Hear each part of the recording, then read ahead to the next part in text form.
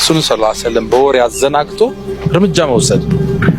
ከዛም ነብዩ አለይሂ ሰላቱ ወሰላም ያ ዑመይር ማ አቅደመክ ምን አመጣህ ወደ መዲና አሉት። እሱም ዝግጁ ነበር ይህን ጥያቄ እንደሚጠይቅ ያውቀዋል። እንዲህ ብሎ መለሰላቸው፣ የመጣሁትማ ልጄ እናንተ ዘንድ ምርኮኛ ሆኖ ታስሯል። ታዲያ እሱን ነፃ ለማውጣት ያው ቤተሰብ አይደለን የአንድ ሀገር ሰዎች ለዛ ብዬ ነው አላቸው። ረሱሉም አለይሂ ሰላቱ ወሰላም ወደ አንገቱ ተመለከቱና ወሃዘ ሰይፍ አሉት።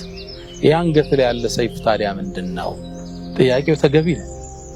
ልጁን ነፃ ሊያወጣ የመጣ ከፍሎ ሊያወጣ የመጣ አባት የብር ፖርሳ እንጂ በትከሻው ሚዝ ሰይፍ አይደለም። ግልጽ ጥያቄ ነው። ማሃዘ ሰይፍ አሉ። ሰይፉን እንዲያየና ቀበሐ አላሁ ምን ሲዩፍ ፈሀል አግነት ዐና ሸይአን የውመ በድሪን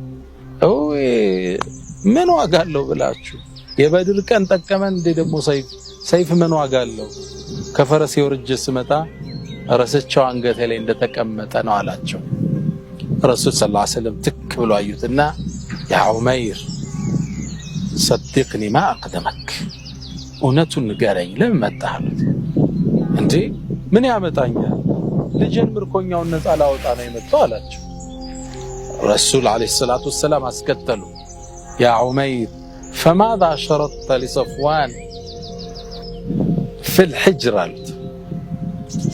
ከአባጠን ሁናችሁ ለሰፍዋን የገባህለት መስፈርትና ቃል ኪዳን ምንድነው አሉ።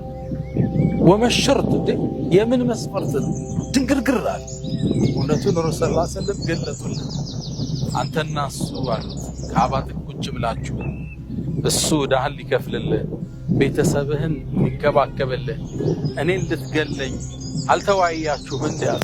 ዑመይር ይሄን ሲሰማ ደነገጠ። ከዛም አለ የአላህ መልእክተኛ ኩና ንከذቡ ካሁን በፊት እናስተባብል ነበር ውሸት መስሎን፣ አሁን ግን እውነቱ ተገለጠልኝ።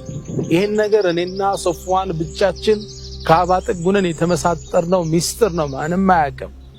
ይሄን ነገር አላህ ቢያሳውቅህ እንጂ እንዴት ልታውቀው ትችላለህ?